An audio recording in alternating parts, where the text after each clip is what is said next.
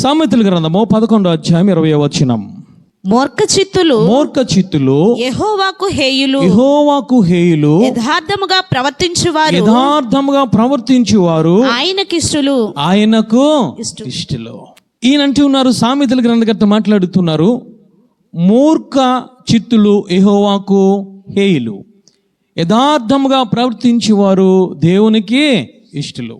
గత వారము పరిశుద్ధాత్మ దేవుడు మాట్లాడారు. ఏమిటనంటే, అబద్ధమాడు పెదవులు ఆయనకు హేయములు, సత్య ప్రవర్తనలు ఆయనకు ఇష్టలు. ఈ నూతన సంవత్సరంలో దేవాది దేవుడు ఇష్టలు అనే పదాన్ని జ్ఞాపకం చేస్తూ ఉన్నారు. ఆ పదాన్ని చూపిస్తూ ఉన్నారు.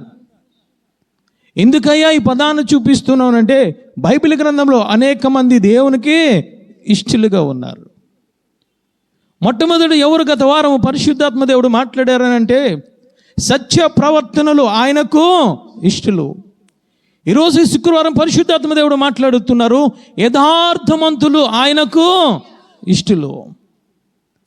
ఈరోజు అబద్ధం ఇంకా నువ్వు వాడుతున్నావు అనంటే దేవునికి ఇష్టముగా నువ్వు లేవని నువ్వు గమనించాలి. ఇంకా నీ నోటిలోంచి సత్యము రావడం లేదయ్యానంటే, నువ్వు ఇంకా వాక్యానుసారముగా వెలుగులోనికి రాలేదయ్యానంటే, నువ్వు ఇంకా చీకటి బ్రతుకులు బ్రతుకుతున్నావయ్యానంటే, ఇంకా మనం ఎలా కనబడుతున్నాము దేవునికి అయ్యానంటే, ఇష్టము లేని జనాంగముగా మనం కనబడుతున్నాం. ఈరోజు పరిశుద్ధాత్మ దేవుడు మాట్లాడుతున్నారు, హేయము కోసము మాట్లాడుతున్నారు, ఇష్టము కోసము ఆయన మాట్లాడుతున్నారు. మూర్ఖ చిత్తము అనంటే మూర్ఖము కలిగిన మనస్సు. చిత్తం అంటే మనస్సు. ఎలాంటి మనస్సు ఆయనకి ఇష్టం ఉండదు అనంటే, మూర్ఖపు మనసు ఆయనకి ఇష్టం ఉండదు. యథార్థము కలిగిన మనసు ఆయనకు ఇష్టమని ఆయన మాట్లాడుతున్నారు. ఈరోజు ఎటువంటి మన మనసును మనము కలిగి ఉన్నాం? మొట్టమొదట ఏమిటి మూర్ఖపు మనసు అయ్యానంటే, వాడు చెప్పింది వాడు వినడు, వాడు అనుకున్నదే వాడు చేస్తూ ఉంటాడు. వాడికి సరైన జ్ఞానం ఉండదు, కానీ నేను జ్ఞానవంతుడుగా వాడు ఫీల్ అవుతూ ఉంటాడు. నేనే ఉన్నతమైన వాడుగా వాడు ఫీల్ అవుతూ ఉంటాడు. వాడికి నువ్వు రక్షణ పొందకపోతే, నువ్వు రక్షణ పొందినా కూడా నువ్వు న్యాయముగా నువ్వు ఉండకపోతే, న్యాయముగా నడవకపోతే, నువ్వు నరకానికి వెళ్ళిపోతానన్నా సరే వాడు రకరకాలుగా మాట్లాడుతూ వాడు ప్రవర్తనను మార్చుకోడు. లేఖనము సెలవిస్తుంది, ఎవడు ఈ మూర్ఖుడయ్యానంటే, మత్తయి సువార్త 17వ అధ్యాయం 17వ వచనము చదువు తల్లి. మత్తయి సువార్త. అందుకు యేసు విశ్వాసము లేని మూర్ఖ తరము వారులారా చాలు తల్లి. అంటే మూర్ఖుడు అంటే మనకు అర్థమవుతుంది ఏమిటనంటే, విశ్వాసము లేని బిడ్డలు. అంటే దేవుని యందు విశ్వాసం ఉంచడు, కానీ వీడు మనుష్యుల మీద విశ్వాసం ఉంచుతూ ఉంటాడు. మనుషుల మాటల మీద విశ్వాసం ఉంచుతూ ఉంటాడు.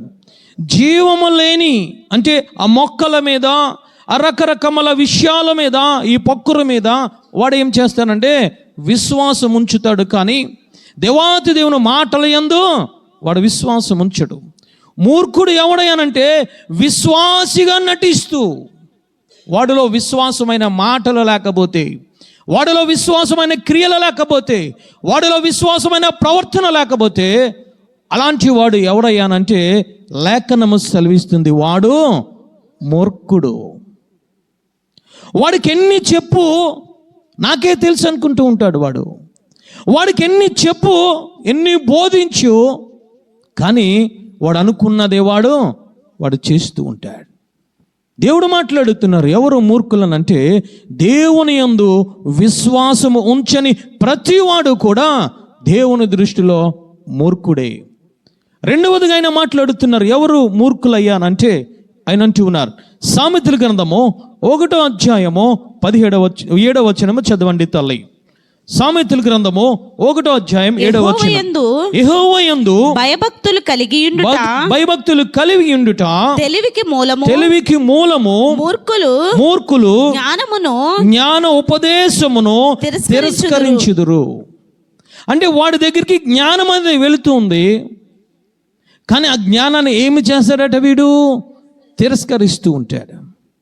నువ్వు దేవుని యందు భయభక్తులు కలిగి ఉండి నువ్వు చెడుతనాన్ని విడిచిపెట్టువయ్యా.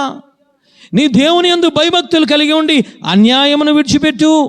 నీ దేవుని యందు భయభక్తులు కలిగి ఆ యొక్క అక్రమను విడిచిపెట్టు. దేవుని యందు భయభక్తులు కలిగి ఉండి ఆ లోక స్నేహము విడిచిపెట్టువయ్యా. నువ్వు దేవుని యందు భయభక్తులు కలిగి ఉండి ఈ శరీరాశ నేత్రాశ జీవపు డమ్మాన్ని విడిచిపెట్టమంటే వీడేమి చేస్తూ ఉంటాడో తెలుసా? ఆ ఉపదేశమును తిరస్కరిస్తూ ఉంటాడు. వాడే చెప్పుకుంటాడులే. ఈరోజు ఇటువంటి అభిప్రాయంలో మనం ఉన్నామా? మూర్ఖుడు కోసమైన మాట్లాడుతున్నారు. మూర్ఖుడు జ్ఞాన ఉపదేశమును తిరస్కరిస్తాడు. ఈరోజు ఉపదేశం అంటే ఏమిటో నీకు తెలుసు, కానీ ఇంకా ఉపదేశ ప్రకారంగా నడవకుండా నీ ఇష్టానుసారంగా నడుస్తుంటే, నీ గ్రామస్తులు ఇష్టానుసారంగా నడుస్తూ ఉంటే, నీ శక్తిని నమ్ముకొని నీ ఇష్టానుసారంగా నువ్వు జీవిస్తూ ఉంటే, నీ రక్త సంబంధుల మాట విని దాని ప్రకారంగా నువ్వు జీవిస్తూ ఉంటే అలాంటి వారిని ఏమంటారంటే మూర్ఖులు. ఈరోజు మనం ఏ విధంగా ఉంటూ ఉన్నాం? మూర్ఖుల్లా కనబడుతున్నామా విశ్వాసం లేకుండా దేవుని యందు? రెండవదిగా, నీ మనసుకున్నట్టే నువ్వు చేస్తున్నావా, లేదా ధర్మశాస్త్ర ప్రకారముగా నడుస్తున్నావా? ఒకటి, మూర్ఖుడు ఏం చేస్తాడంటే ధర్మశాస్త్ర ఉపదేశ ప్రకారంగా నడవకుండా తన ఇష్టానుసారంగా వాడు నడుస్తూ ఉంటాడు. ఇటువంటి మనము ఆ యొక్క ప్రవర్తన మనము కలిగి ఉంటున్నాం. నాబాలు అనే మనుష్యుడు ఒక ఆయన ఉన్నాడు. ఆ యొక్క యాజకుణ్ణి దూషిస్తూ ఉన్నాడు. అంటూ ఉన్నాడు, దావీదు ఎవరు, యెషయా కుమారుడు ఎవరు? దావీదు ఎన్నో మేలులు చేశాడు నాబాలు కుటుంబానికి. ఎంతో మేలుకరమైన ఉపకారము, ఆ భద్రతను ఇచ్చాడు. ఆ మనిషిని పంపించి దావీదు అంటూ ఉన్నాడు, నీకు తోచిన సహాయము మాకు చెయ్యి, నీ ఇష్టమైన సహాయము మాకు చేయమంటూ ఉంటే వాడంటూ ఉన్నాడు, మూర్ఖ ప్రవర్తన కలిగి అంటూ ఉన్నాడు, దావీదు ఎవరో, యెషయా కుమారుడు ఎవరో, రాజును వదిలి పారిపోయినవాడా? ఈరోజు మనం ఏమంటూ ఉన్నాం? దేవుని ఉపదేశం ఈ విధముగా ఉంటుందా? దేవుని ఉపదేశ ప్రకారంగా నడవాలా అని నువ్వు ఆలోచిస్తూ ఉంటే, నేను ఆలోచిస్తూ ఉంటే మూర్ఖ స్వభావం కలిగి ఉంటాం. కానీ యథార్థత కోసం ఆయన మాట్లాడుతున్నారు. కీర్తనల గ్రంథము 25వ అధ్యాయము 8వ వచనము చదవండి తల్లి. యథార్థవంతుల కోసం ఆయన మాట్లాడుతున్నారు. యెహోవా ఉత్తముడును యథార్థవంతుడనై ఉన్నాడు. కావున తన మార్గమును గూర్చి ఆయన పాపులను ఉపదేశించును. హల్లెలూయా. ఆయన అంటూ ఉన్నారు, ఎవరు యథార్థవంతుడయ్యానంటే దావీదు గారు అంటూ ఉన్నారు, దేవాతి దేవుడే యథార్థమైన వాడు, ఆయన ఉత్తమమైన వాడు. ఆయన మనకి ఏమి చేస్తూ ఉంటాడు తెలుసా? మన పాపము కోసము ఆయన జ్ఞాపకము చేస్తూ ఉంటాడు. మన పాపము కోసం ఆయన ఉపదేశిస్తూ ఉంటాడు.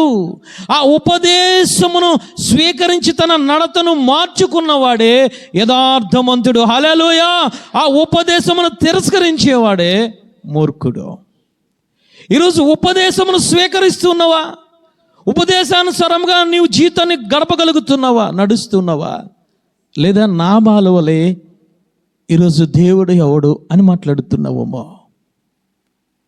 ఆయన అంటూ ఉన్నారు, స్పష్టంగా ఆయన మాట్లాడుతున్నారు, మూర్ఖ చిత్తుడు యెహోవాకు హేయుడు, యథార్థవంతులు ఆయనకు ఇష్టలు. ఎందుకయ్యానంటే నువ్వు ఆయన మాటను వింటూ ఉన్నావు కాబట్టి, ఆయన మాటను గైకుంటూ ఉన్నావు కాబట్టి, ఆ గైకున్న మాటను గుండెల్లో పెట్టుకొని నీ జీవితాంతం ఆయనతో నువ్వు నడుస్తున్నావు కాబట్టి ఆయన అంటూ ఉన్నారు, యథార్థవంతులు నాకు ఇష్టలు. హల్లెలూయా.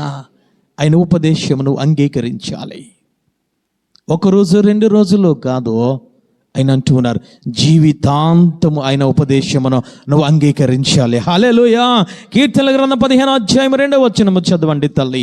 మనకు అక్కడ ఆయన మాట్లాడుతున్నారు, యథార్థమైన ప్రవర్తన కలిగి నీతిని అనుసరించుచు హృదయపూర్వకముగా నిజము పలుకువాడే. చప్పట్లు కొట్టి దేవాతి దేవుని స్తుతిద్దాం. హల్లెలూయా. అంటే నీతిని అనుసరిస్తూ నువ్వేమి చేయాలో తెలుసా?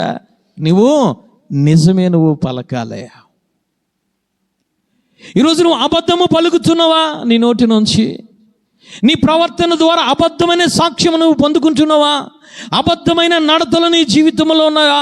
దేవునికి వ్యతిరేకమైన కార్యక్రమాలు నీ జీవితంలో ఉంటే అలాంటి వారు మూర్ఖులు, దేవునికి ఇష్టం లేని వారు. నీతిని అనుసరించి హృదయపూర్వకముగా నిజము జరిగించువాడే, నిజము పలుకువాడే. అతని చేతుల్లో నిజం ఉంటుంది, అతని కాళ్ళలో నిజం ఉంటుంది, అతని నోటిలో నిజం ఉంటుంది, అతని కళ్ళలో నిజం ఉంటుంది. అది అతను నిజమైన వాక్యాన్నే ఆయన గ్రహిస్తూ ఉంటాడు. హల్లెలూయా. అంటే నీ జీవితంలో నీ అంతరంగములో నిజము ఉంటుంది కాబట్టి ఆ వాక్యమే నీ నోటిలోంచి వచ్చింది. చప్పట్లు కొట్టి దేవాది దేవుని స్తుతిద్దాం. హల్లెలూయా. ఈరోజు నీ ప్రవర్తనలో నిజాయితీ లేకపోతే, నీ నోటిలోంచి అపవిత్రమైన దేవునికి వ్యతిరేకమైన అబద్ధాలు వస్తూ ఉంటే ఇంక అందులో సందేహం ఏమీ లేదు. నువ్వు మూర్ఖుడివే, నేను మూర్ఖుడినే. ఈరోజు దేవుడు మనతో మాట్లాడుతున్నాడు. నీతిని అనుసరిస్తున్నావా? ఆయన ఉపదేశాన్ని అంగీకరిస్తున్నావా? ఆయన ఉపదేశ ప్రకారంగా నీ జీవితం అంతా నువ్వు నడవగలుగుతున్నావా? అలా నడిస్తే ఆయన అంటూ ఉన్నారు, అలాంటి వారు యథార్థమంతులు. హల్లెలూయా. కీర్తనల గ్రంథము 119:1 చదవండి తల్లి. యథార్థమంతులకు కలిగి ఉండే లక్షణం ఏమిటో ఆయన యెహోవా ధర్మశాస్త్రమును అనుసరించి నిర్దోషముగా నడుచుకుని వారు ధన్యులు. హల్లెలూయా. ఎవరు ధన్యులనంటే ఆ ధన్యుల స్థానములో, ఆ ప్రదేశములో యథార్థమంతులను రాసుకోండి. హల్లెలూయా. యెహోవా ధర్మశాస్త్రమును అనుసరించి నిర్దోషముగా తీర్చబడిన వాడు ధన్యుడు. ఎవరు ఈ ధన్యుడయ్యనంటే అతనే యథార్థవంతుడు. అంటే నువ్వు ధర్మశాస్త్ర ఉపదేశము విన్నావు, ధర్మశాస్త్ర ఉపదేశ ప్రకారంగా నడుస్తున్నావు. నువ్వు నడిచేటప్పుడు నీ జీవితంలో, నీ అంతరంగంలో, నీ బాహ్యంగా నీ సాక్ష్య జీవితం ఏ విధముగా ఉండాలి తెలుసా?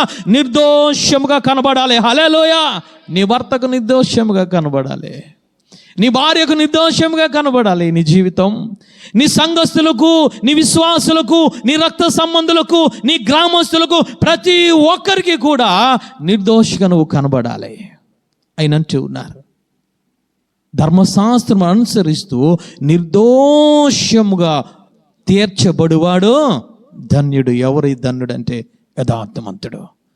ఈరోజు నీ సాక్ష్య జీవితం, నా సాక్ష్య జీవితం ఏ విధముగా ఉంది? ఈ కుటుంబము నిర్దోషమైన కుటుంబం అని నీ గ్రామస్తులు చెప్పుకుంటూ ఉన్నారా?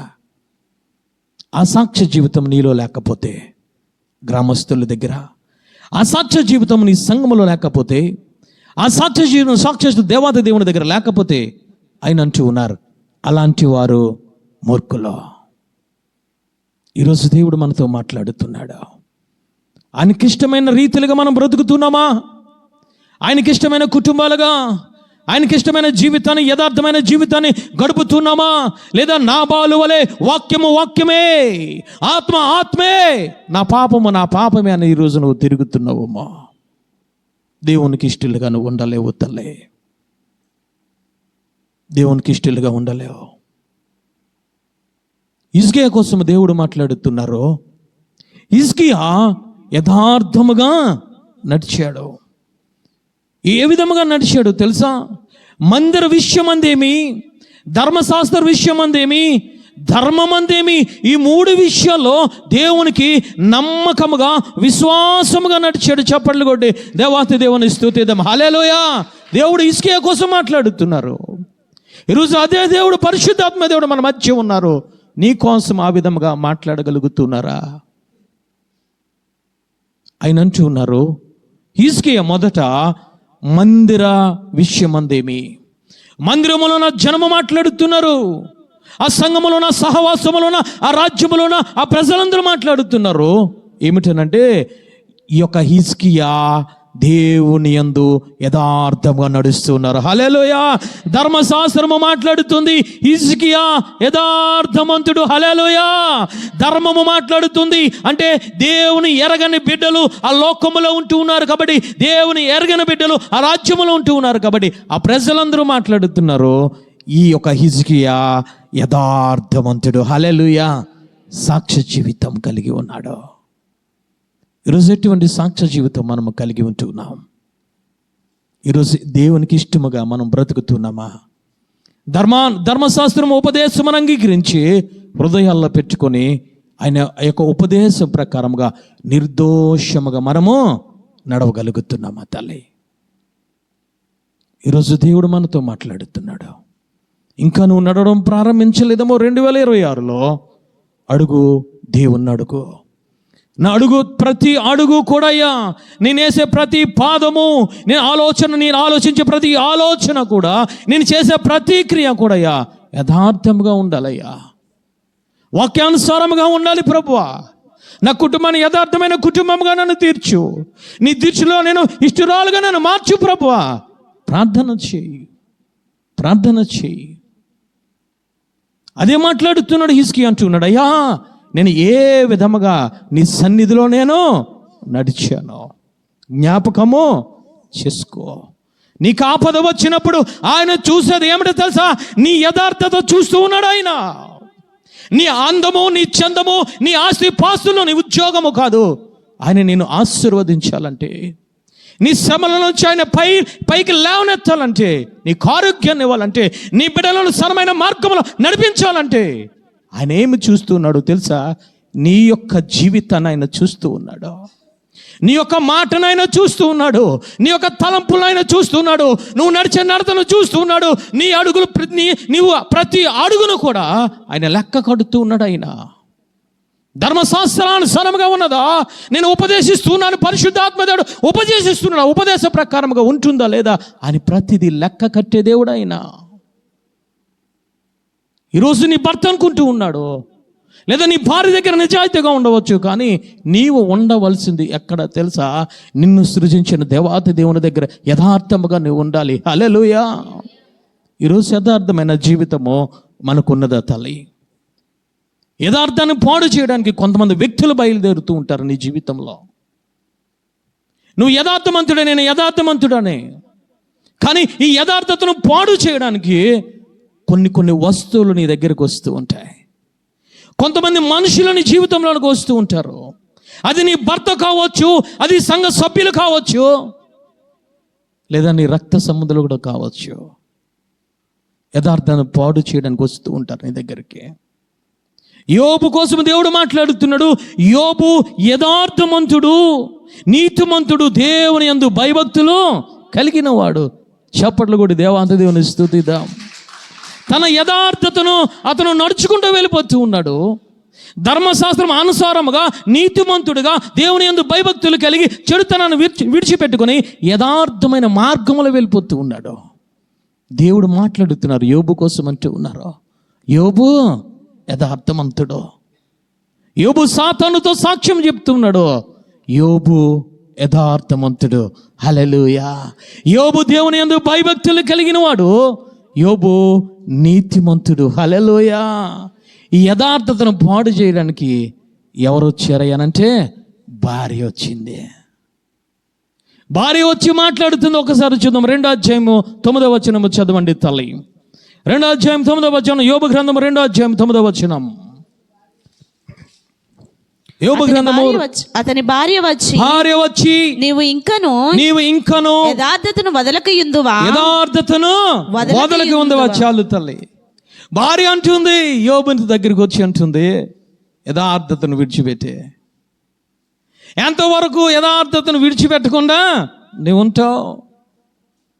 వెంటనే యోబు దేవుని యందు భయభక్తులు కడవాడు కాబట్టి, దేవుని యందు యథార్థంగా నడుస్తున్నాడు కాబట్టి, ఏది యథార్థతో ఏది యథార్థత కాదో తెలుసు కాబట్టి అక్కడ ఏమని మాట్లాడుతున్నాడు తెలుసా? భార్యను అంటూ ఉన్నాడు, మూర్ఖురాలు మాట్లాడినట్టు మాట్లాడుకు. చప్పట్లు కొట్టి దేవాది దేవుని స్తుతిద్దాం. హల్లెలూయా. ఈరోజు ఏ విధముగా మనం ఉంచి ఉన్నాం?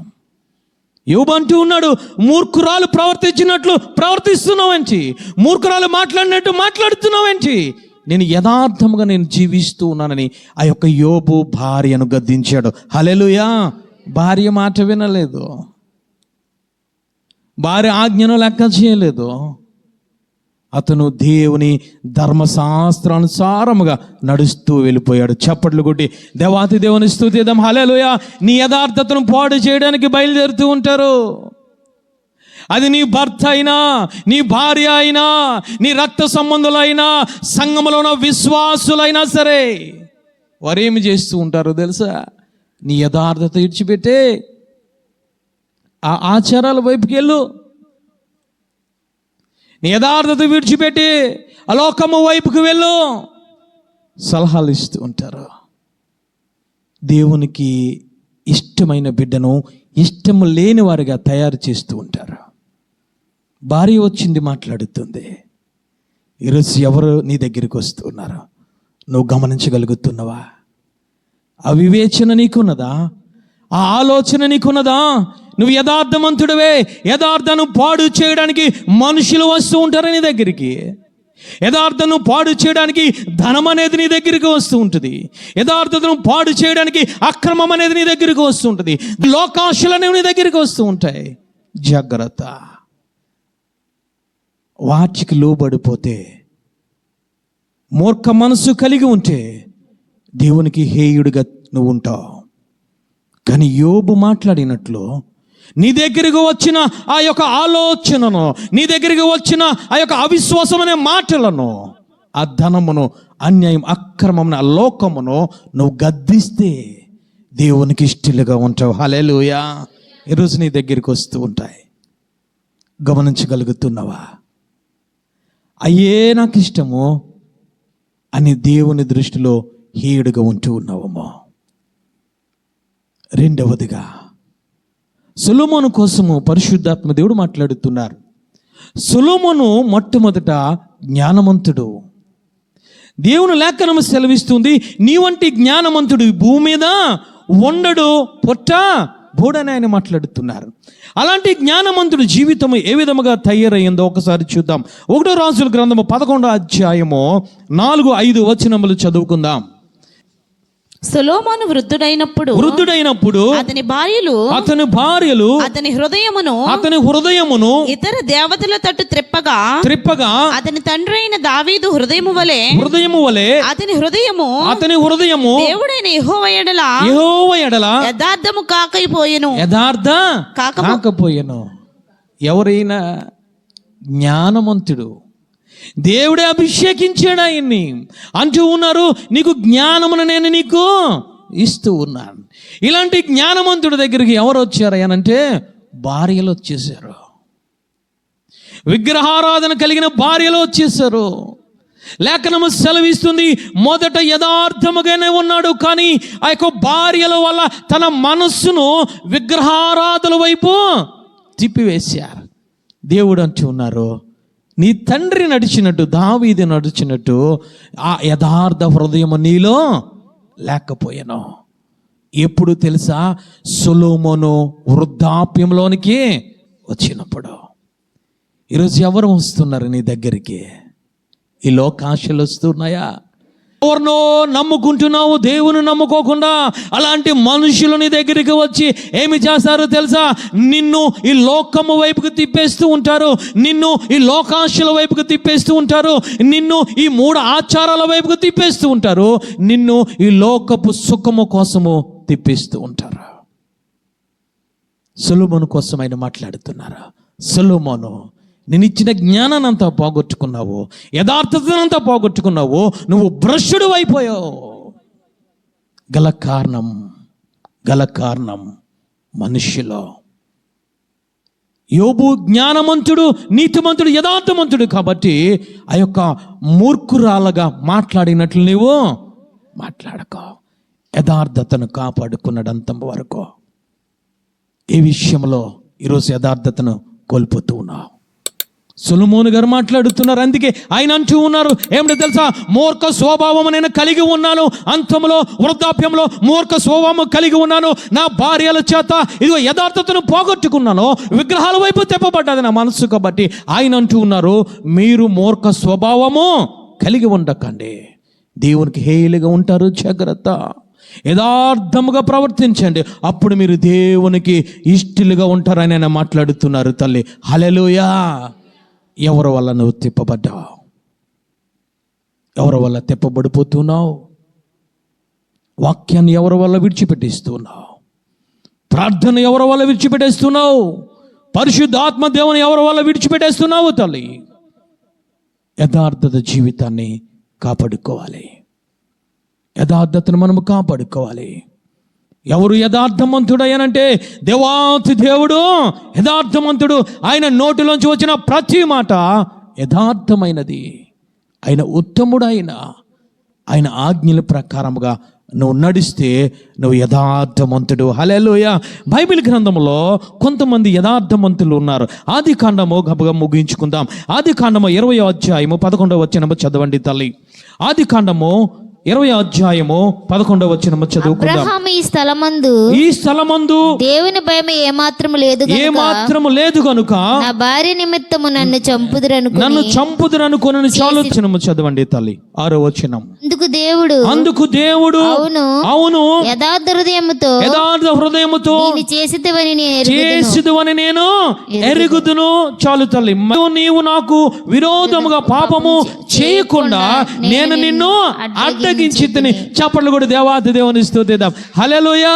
ఎవరయ్యానంటే గెరారు ప్రాంతమును, గెరారు దేశమును, ఆ పట్టణమును పరిపాలిస్తున్న రాజు మాట్లాడుతున్నాడు దేవునితో. అయ్యా, నీ దృష్టి ఎదుర్కొంటా నేను ఏ విధముగా ఉన్నానో తెలుసా? యథార్థముగా ప్రవర్తించాను, యథార్థముగా నడుచుకున్నానయ్యా. ఎటువంటి సమయంలోనూ తెలుసా, దేవుడు మాట్లాడేటప్పుడు ఆయన మాట్లాడుతున్నారు. హల్లెలూయా. అబ్రహాము భార్యను తీసుకుని వెళ్ళిపోయాడు అబీమెలెకు. ఆ దుష్ట ఆలోచన కలిగి, ఆ మూర్ఖ స్వభావం కలిగి తీసుకువెళ్ళిపోయాడు. దేవుడు ఆ రాత్రి కాల సమయంలో దేవుడు ప్రత్యక్షమై మాట్లాడుతున్నాడు. జాగ్రత్త, అబ్రహాము ఎవరో తెలుసా? నా బిడ్డ. అబ్రహాము ఎవరో తెలుసా? దేవుని యందు భయభక్తులు కలిగిన వాడు. అబ్రహాము ఎవరో తెలుసా? ఇదిగో నా ఎదురుకుండా యథార్థముగా జీవిస్తున్నాడు. అబ్రహాము ఎవరో తెలుసా? అతను ఒక ప్రవక్త. జాగ్రత్త అబీమెలెకు, జాగ్రత్త, ఆమె భార్య, అబ్రహాము భార్య. అప్పుడు అబీమెలెకు దేవునితో మాట్లాడుతున్నాడు. దేవా, నేను యథార్థముగా నేను ప్రవర్తించినో లేదో నీకు తెలుసు. చప్పట్లు కొట్టి దేవాతి దేవుని స్తుతిద్దాం. హల్లెలూయా. నేను యథార్థముగానే నేను ప్రవర్తించానయ్యా, ఏ పాపము నేను చేయలేదయ్యా. ఎవరు? దేవుని ఎరుగని బిడ్డ, దేవుని ఎరుగని రాజు. లేఖనము సెలవిస్తుంది, గెరారు ప్రాంతంలో దేవుని భయము బొత్తిగా లేదు. అలేని దేశములో అతను ఏ విధముగా ప్రవర్తించాడు తెలుసా? దేవుని దర్శనం ఇచ్చిన తర్వాత యథార్థముగా ప్రవర్తించడం మొదలుపెట్టారు. హల్లెలూయా. వెంటనే శారాను తీసుకువెళ్ళి అబ్రహాము చేతుల్లో పెట్టేశాడు. దేవుని ఉపదేశము విన్నప్పుడు నీవు, దేవుడు దర్శనము పొందుకున్నప్పుడు నీవు, దేవుడు నీతో మాట్లాడినప్పుడు నీ మూర్ఖ ప్రవర్తన విడిచిపెట్టి దేవుని ఉపదేశంలోనికి నువ్వు రావాలి. హల్లెలూయా. అది యథార్థ ప్రవర్తన తల్లి. ఈరోజు ఇటువంటి యథార్థత మనము కలిగి ఉన్నాం. అబీమెలెకు మాట్లాడుతున్నాడు దేవునితో, నేను యథార్థముగా నేను ఉన్నానో లేదో నీకు తెలుసు. వెంటనే దేవుడు ఏమి చేశాడో తెలుసా? మూయబడిన ఆ గర్భమును దేవాతి దేవుడు తెరిచినట్లు లేఖనము సెలవిస్తుంది. హల్లెలూయా. నువ్వు యథార్థముగా ఉంటే ఏది మూయబడ్డాయో నీ జీవితంలో, ఏది కొరతగా ఉన్నదో నీ జీవితంలో, దేనికోసం నువ్వు ప్రార్థన చేస్తున్నావు, దేనికోసం అంగలారుస్తున్నావు, ఏ ఆశీర్వాదము కావచ్చు, ఆరోగ్యము కావచ్చు, ఏ కోరికైనా దేవుడు తీర్చాలి అని అంటే నీ జీవితంలో చూసేది యథార్థత. హల్లెలూయా. యథార్థత కలిగి ఉంటే కోల్పోయి నువ్వు పొందుకుంటావు, శాంతిని కోల్పోయావా, సమాధానాన్ని కోల్పోయావా, నెమ్మదిని కోల్పోయావా, రక్షణను కోల్పోయావా, ఆత్మను కోల్పోయావా? దేవుని దగ్గర యథార్థముగా నడవడం ప్రారంభించు. నిజము మాట్లాడడం మొదలుపెట్టు. నీ ప్రవర్తన ద్వారా, నీ నోటి ద్వారా, నీ క్రియల ద్వారా దేవునికి యథార్థముగా ఉండే విధంగా నువ్వు ప్రవర్తించు. అప్పుడు నిన్ను దేవుడు దీవించే దేవుడు. లాబాను యాకోబు యొక్క మామ. యాకోబు వెళ్ళిపోతూ ఉన్నాడు, భార్యలను, పిల్లలను, ఆస్తిపాస్తులను తీసుకుని వెళ్ళిపోతూ ఉన్నాడు. వెనకాల లాబాను తరుముకుంటూ వస్తూ ఉన్నాడు. వెంటనే దేవుడు లాబానుతో మాట్లాడుతూ ఉన్నాడు, యాకోబు యథార్థవంతుడు. హల్లెలూయా. యాకోబు నా బిడ్డ, యాకోబు నేను దర్శనమిచ్చి మాట్లాడిన వాడును. యాకోబును మంచిగాని చెడుగానే ఏమీ మాట్లాడద్దు. లాబాను ఎవరో తెలుసా? సిరియా దేశానికి అన్యుడు, చెందిన అన్యుడు. ఎప్పుడైతే దేవుడు దర్శనం ఇచ్చాడో, దేవుడు మాట్లాడాడో, లాబాను ఏమీ చేయలేదు. చప్పట్లు కూడా దేవాది దేవుని స్తుతిద్దాం. హల్లెలూయా. వాక్యానుసారంగా నడుచుకోవడం మొదలుపెట్టాడు. ఆ రాత్రి కాల సమయంలో దేవుడు ఏదైతే మాట్లాడాడో, ఏ దర్శనం అయితే ఇచ్చాడో దాని ప్రకారముగా నడవడం మొదలుపెట్టాడు ఆయన. కొంతమంది వ్యక్తులను తీసుకొచ్చి లాబాన్ని చంపేద్దాం అనుకున్నాడు. కానీ దేవుడు మాట్లాడిన తర్వాత ఆ మూర్ఖ ప్రవర్తనను విడిచిపెట్టి యథార్థమైన ప్రవర్తనలోనికి వచ్చేసాడు. హల్లెలూయా. ఈరోజు దేవుడు నీతో మాట్లాడుతున్నాడు. ఇంకా కక్షలా, ఇంకా కోపాలా, ఇంకా అసూయలా నీ జీవితంలో దేవుడు మాట్లాడుతున్నాడు. విడిచిపెట్టు. దేవుడంటూ ఎరగని లాబాను విడిచిపెట్టాడు. మూర్ఖ ప్రవర్తన విడిచిపెట్టి యథార్థమైన జీవితంలోనికి వచ్చాడు. అబీమెలెకు దేవుని భయం బొత్తిగా లేదు. అతనికి దేవుని దర్శనము పొందుకొని యథార్థంలోనికి వచ్చాడు. హల్లెలూయా. యథార్థముగా వస్తే దేవుడు నిన్ను ఆశీర్వదించే దేవుడు. యథార్థముగా జీవితము కలిగి ఉంటే దేవుడు నిన్ను ఇష్టపడే దేవుడైనా, దేవుడు నిన్ను కోరుకునే దేవుడైనా, దేవుడు నిన్ను ఉన్నతమైన స్థానంలో నిలబెట్టే దేవుడైనా. హల్లెలూయా. దేవుడు దృష్టిలో మనము యథార్థంగా జీవిస్తే ఆయన ఏమి చేస్తాడయ్యానంటే ఒకసారి చూద్దాం. సామెతల గ్రంథము 15వ అధ్యాయం 8వ వచనము చదవండి తల్లి. భక్తిహీనులు అర్పించు బలులు యెహోవాకు హేయము, యథార్థవంతులు ప్రార్థన ఆయనకు ఆనందకరము. హల్లెలూయా. నువ్వు నోరు తెరిస్తే ఆయన ఆనందపడిపోతాడట. నువ్వు మోకరిస్తే ఆయన ఆనందపడిపోతాడట. నువ్వు 2 చేతులు ఎత్తితే ఆయన ఆనందపడిపోతాడట. ఎందుకు తెలుసా? నీలో యథార్థతను ఆయన చూస్తూ ఉన్నాడు. భక్తిహీనులు ప్రార్థన ఆయనకు హేయములు. ఎవడు ఈ భక్తిహీనుడు అంటే మూర్ఖ స్వభావము కలిగిన వాడు. మూర్ఖ స్వభావం కలిగిన వాడు ఎన్ని గంటలు చేసినా, ఎన్ని రోజులు ఉపవాసం ఉన్నా, ఎంత కన్నీరు కార్చినా, ఎంత విధంగా విలపించినా ఆయన ప్రార్థన ఆలకించడు. ఎవరు ప్రార్థన ఆలకిస్తారంటే యథార్థవంతులు ప్రార్థన ఆయనకు అంగీకారం. హల్లెలూయా. హిజ్కియా గోడ తట్టు చూసి అంటూ ఉన్నాడు, అయ్యా ఒక్కసారి నన్ను జ్ఞాపకం చేసుకో. దేవుడు అంటూ ఉన్నాడు, 15 సంవత్సరముల ఆయుష్ తీసుకో. 15 సంవత్సరముల ఆయుష్ నీకు ఇచ్చాను. గల కారణము ఎందుకు తెలుసా? హిజ్కియా ప్రార్థన దేవునికి ఆనందకరముగా ఉన్నది. హిజ్కియా కన్నీరు దేవునికి ఆనందకరముగా ఉన్నది. హిజ్కియా నడతలు దేవునికి ఆనందకరముగా ఉన్నాయి. ఎందుకనంటే హిజ్కియా యథార్థముగా దేవుని దృష్టిలో నడిచాడు. హల్లెలూయా. ఈరోజు నీ ప్రార్థన అంగీకరించాలంటే దేవుని దృష్టిలో యథార్థముగా ఉండాలి. ఏ శ్రమలలో ఉన్నావు? కష్టాల్లో ఉన్నావా? అనారోగ్యములో ఉన్నావా? ఆర్థిక ఇబ్బందులు ఉన్నావా? నీ యథార్థ జీవితాన్ని ఆయనకు చూపించు. నీ యథార్థమైన పెదవులు ఆయనకు చూపించు. నీ యథార్థమైన చేతులు ఆయనకు చూపించు. నీ యథార్థమైన మోకాళ్ళు ఆయనకు చూపించి నన్ను జ్ఞాపకము చేసుకొని ఒక్క మాట మాట్లాడు. దేవుడు నిన్ను ఆశీర్వదించే దేవుడు. యోబు సమస్తము పోగొట్టుకున్నాడు. యోబు బిడ్డలను పోగొట్టుకున్నాడు, ఆస్తిని పోగొట్టుకున్నాడు. కేవలం అతని దగ్గర ఉన్నది ఏమిటంటే ప్రాణము మాత్రమే ఉన్నది. ఎందుకు? 2 అంతలుగా దేవాదేవుడు యోబును దీవించాడు, ఆశీర్వదించాడు అంటే యోబులో చూసింది ఒకటి యథార్థతను అతను విడిచిపెట్టలేదు అతను. ప్రాణాన్ని విడిచిపెట్టుకోవడానికి కూడా సిద్ధమయ్యాడు, పిల్లల్ని విడిచిపెట్టుకోవడానికి కూడా సిద్ధమయ్యాడు, తన ఆస్తిపాస్తులన్నీ విడిచిపెట్టుకోవడానికి సిద్ధమయ్యాడు. కానీ లేఖనం సెలవిస్తుంది, యథార్థతను విడిచిపెట్టుకోవడానికి ఆయన సిద్ధముగా లేడు. ఆ యథార్థతను చూసి దేవాతి దేవుడు రెండంతలుగా ఆశీర్వదించాడు. చప్పట్లు కూడా దేవాతి దేవుని స్తుతిద్దాం, హల్లెలూయా. అందుకే సామెతల గ్రంథంతో మాట్లాడుతున్నాడు. ఆయన అంటూ ఉన్నారు, యథార్థవంతులు ప్రార్థన ఆయనకు ఆనందకరం, ఆయన సంతోషకరం. ఈరోజు ఆయన నీతో మాట్లాడుతుంటే, ఒక దర్శనం ఇస్తుంటే నువ్వు సంతోషపడిపోతున్నావు, నువ్వు ఆనందపడిపోతున్నావు. కానీ ఆయన ఈరోజు నీతో మాట్లాడే మాట ఏమిటో తెలుసా?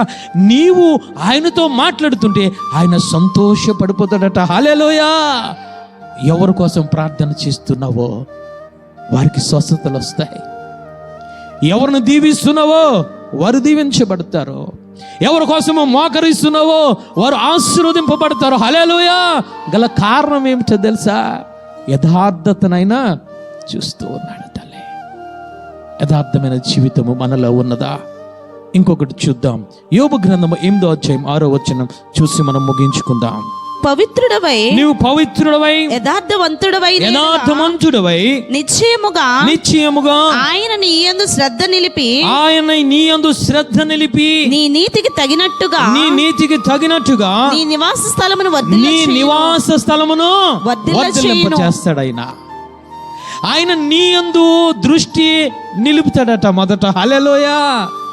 ఈరోజు నువ్వేం చేస్తున్నావు? ప్రార్థన. నన్ను జ్ఞాపకం చేసుకున్నాయినా, నా బిడ్డల్ని జ్ఞాపకం చేసుకున్నాయినా, నా ఆరోగ్యాన్ని జ్ఞాపకం చేసుకున్నాయినా, నన్ను ఒకసారి చూడు నాయనా, నన్ను ఒకసారి కనికరించు నాయనా అని నువ్వు ప్రార్థన చేస్తున్నావే, దానికి సమాధానం రావడం లేదు. గల కారణం ఏమిటో తెలుసా?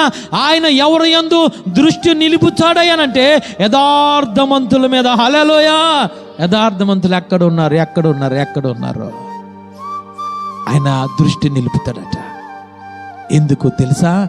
నీ నివాస స్థలమును ఆయన వర్ధిల్లింప చేయడానికి, నీ నివాస స్థలమును ఆయన ఆశీర్వదించడానికి, నీ బిడ్డలను ఆయన ఆశీర్వదించడానికి, నీకు ఆరోగ్యాన్ని ఇవ్వడానికి, నీకు వరములను ఇవ్వడానికి, నువ్వు ఫలించే జీవితంలో ఆ ధన్యకరమైన జీవితంలోనికి దేవాతి దేవుడు నడిపించడానికి ఆయన చూస్తూ ఉంటాడు. యోబుని చూశాడు, దృష్టి నిలిపాడు యోబు యందు. తన నివాస స్థలమైన మొదట శరీరాన్ని ఆయన బాగు చేశాడు. హల్లెలూయా. ఆరోగ్యాన్ని ఇచ్చాడు. రెండవదిగా తన కుటుంబంలో ఎవరైతే కోల్పోయారో దేవుడు వారందరినీ ఇచ్చాడు. హల్లెలూయా. ఏ ఆస్తిపాస్తులు ఉన్నాయో అన్నిటిని కూడా రెట్టింపునిచ్చాడు. హల్లెలూయా. గల కారణం ఏమిటో తెలుసా? యోబు యందు ఆయన దృష్టి ఉన్నది. హల్లెలూయా. ఆయన అంటూ ఉన్నారు, నీవు నా వంక చూడడము కాదు, నువ్వు యథార్థముగా ఉంటే నేనే నీ వంక చూస్తాను. హల్లెలూయా.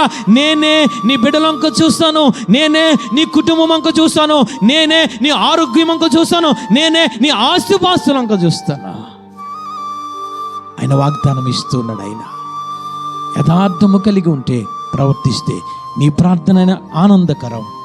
రెండవదిగా నీ యందు దృష్టి నిలిపి నిన్ను ఆయన ఆశీర్వదించే దేవుడు తల్లి.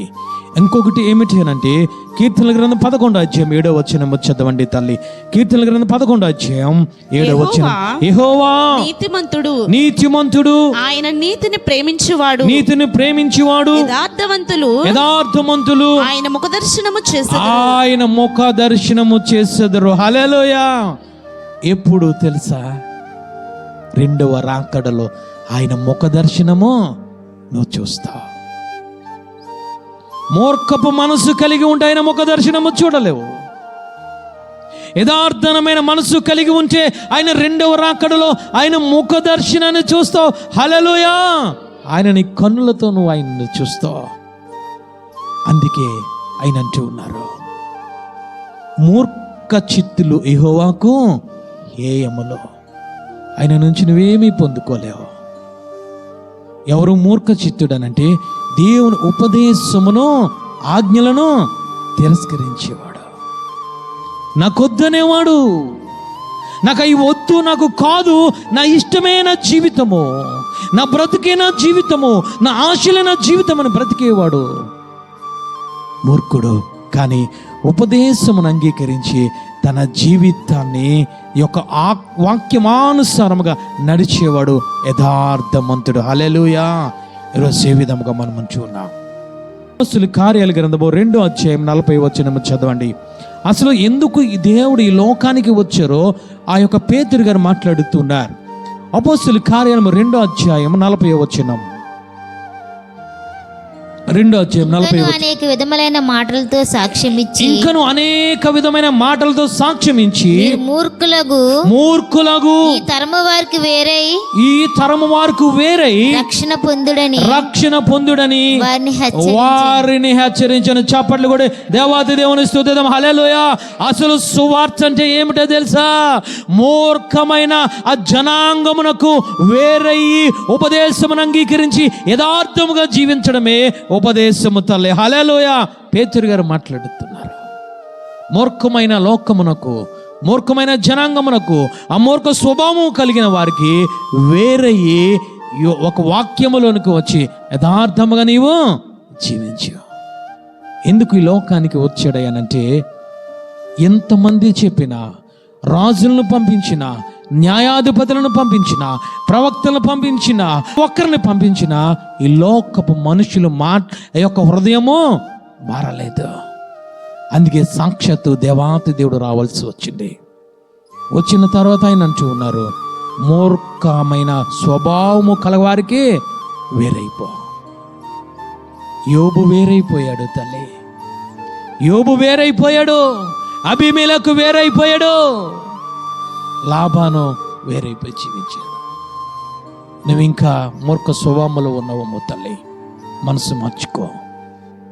ఆయన వాక్యం కిందకు వచ్చి, ఆయన ఉపదేశము కిందకు వచ్చి ఆయన అంటూ ఉన్నారు, యథార్థముగా జీవిస్తే వారి ప్రార్థన నేను వింటాను. యథార్థముగా జీవిస్తే ఇగో నా యొక్క దృష్టి వారి మీద నిలుపుతాను, వారిని ఆశీర్వదిస్తాను. యథార్థముగా జీవిస్తే మూడవదిగా అంటున్నారు, 2వ రాకడల ముఖ దర్శనము వారు చూస్తారు. ప్రార్థన చేసుకుందాం. కొత్త సంవత్సరములు ఆయన మాట్లాడుతున్నారు.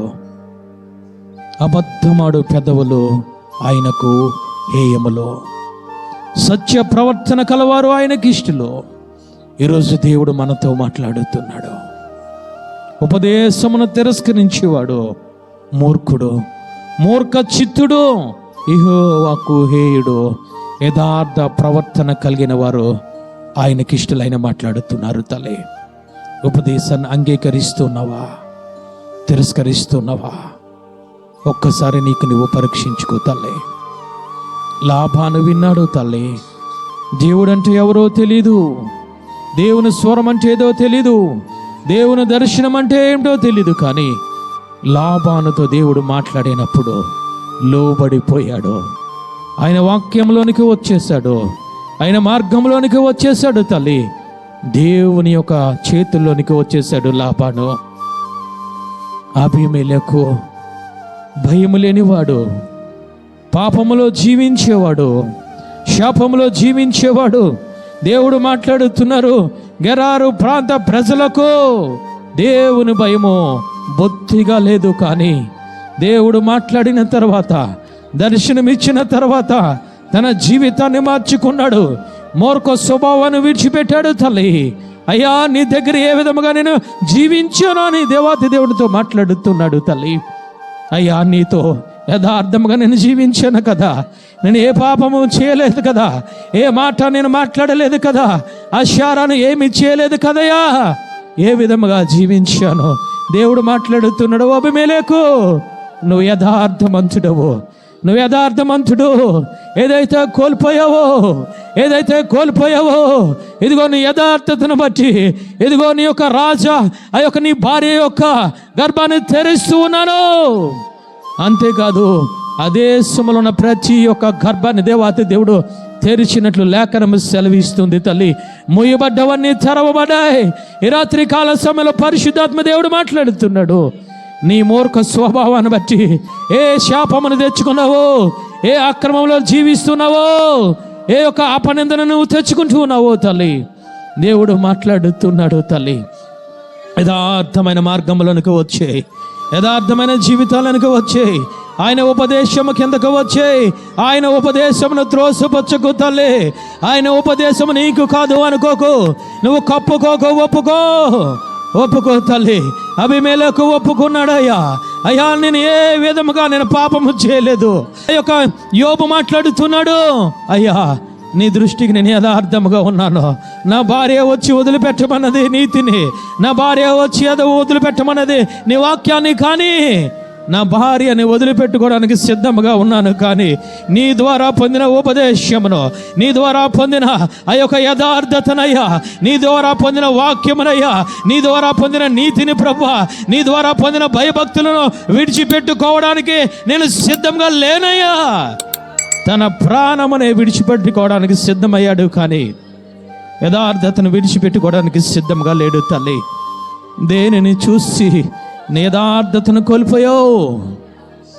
దేనిని చూసి యథార్థతను కోల్పోతున్నావు? ఈ లోకాశలను చూసి దేవుడిచ్చిన యథార్థతను కోల్పోతున్నావా? దేవుని సన్నిధిని కోల్పోతున్నావా? దేవుని మహిమను కోల్పోతున్నావా? దేవుని ప్రభావమును కోల్పోతున్నావా?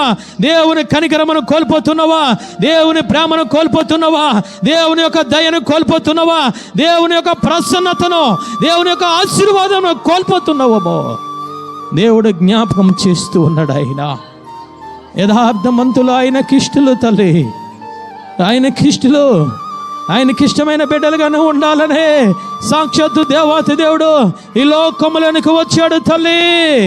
ఈ లోకములోనికి వచ్చాడు. ప్రవక్తల మాటలు వినలేదు మన పితరులు, రాజుల మాటలు వినలేదు, యాజకుల మాటలు వినలేదు, అభిషక్తుల మాటలు వినలేదు. కాబట్టి దేవాతి దేవుడు సాక్షాత్తు ఈ లోకమునికి వచ్చి ఏమిటి యథార్థత అనేది చూపించి మరలా మాట్లాడుతున్నారు. మరలా నేను వస్తూ ఉన్నాను. యథార్థమంతులు నా ముఖ దర్శనము చూస్తారు, యథార్థమంతులని నేను తీసుకువెళ్తానికి రాబోతూ ఉన్నాను ఆయన మాట్లాడుతున్నాడు తల్లి. ఈరోజు నీ జీవితం ఏ విధముగా ఉంది? నేను యథార్థతను పోగొట్టుకుంటున్నావా? నీ తోటి ఉద్యోగస్తుల ద్వారా యథార్థతను పోగొట్టుకుంటున్నావా? నీ కుటుంబ సభ్యుల ద్వారా యథార్థతను పోగొట్టుకుంటున్నావా? నీ యొక్క కుటుంబ సభ్యులలో ఉన్న నీ భర్త ద్వారా, నీ భార్య ద్వారా యథార్థతను విడిచిపెట్టుకుంటున్నావేమో. ఈరోజు దేవుడు నీతో మాట్లాడుతున్నాడు. నీ ఎరుగు పొరుగు వారి మాటల ద్వారా దేవుడిచ్చిన యథార్థతను పోగొట్టుకుంటున్నావా? దేవుడిచ్చిన ఆత్మను పోగొట్టుకుంటున్నావా తల్లి? నీకు నువ్వు పరీక్షించుకో. ఎవరి మాటల ద్వారా యథార్థతను పోగొట్టుకుంటున్నావు?